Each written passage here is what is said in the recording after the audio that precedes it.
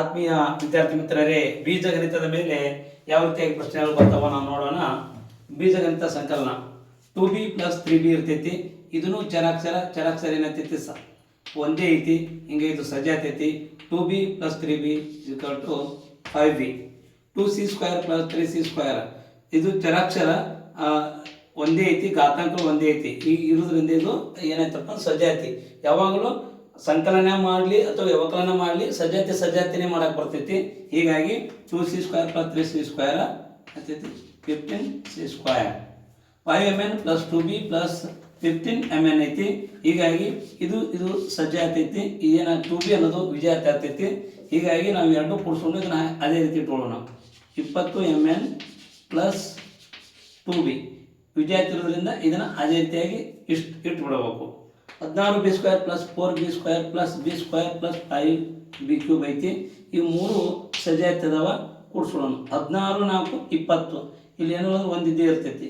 14 20 ಇದೊಂದು 21 b² + 5b³. c³ + 2c³ + 2c ಐತಿ.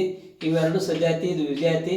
ಹೀಗಾಗಿ ನಾವೇನು ಮಾಡೋಣ, ಇಲ್ಲಿ ಏನೊಂದು ಒಂದಿರ್ತೈತಿ 3c³ + 2c. ವಿಜಾತಿ ಏನು ಗೊತ್ತಪ್ಪ ಅಂದ್ರೆ ಅದು ಯಾವ ರೀತಿ ಇರ್ತೈತಿ ಅದೇ ರೀತಿ ಇಡಬೇಕು. ವಿಜಾತಿ ಅಂದ್ರೆ ಏನಪ್ಪ ಅಂದ್ರೆ ಸಜಾತಿ ಅಂದ್ರೆ ಘಾತಾಂಕಗಳು ಒಂದೇ ಇರಬೇಕು ಮತ್ತು ಏನಪ್ಪ ಅಂದ್ರೆ ಅವು ಮೂಲಾಕ್ಷರಗಳು ಒಂದೇ ಇರಬೇಕು.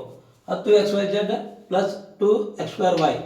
ಇದು xyz ಐತಿ, ಇಲ್ಲಿ xy ಐತಿ. ಹೀಗಾಗಿ ಏನಾಗ್ತೈತಪ್ಪ ಅಂದ್ರೆ ಇದು ವಿಜಾತಿ ಐತಿ. ಇದು ಯಾವ ರೀತಿ ಐತಲ್ಲ ಅದೇ ರೀತಿಯಾಗಿ ಇಟ್ಟು ಬಿಡಬೇಕು. 2x²y.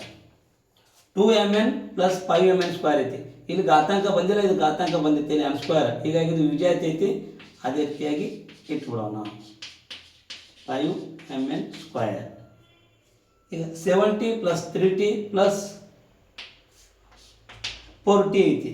ಇವು ಮೂರು ಸಜಾತಿ ಇರೋದ್ರಿಂದ 7 3 10 14t.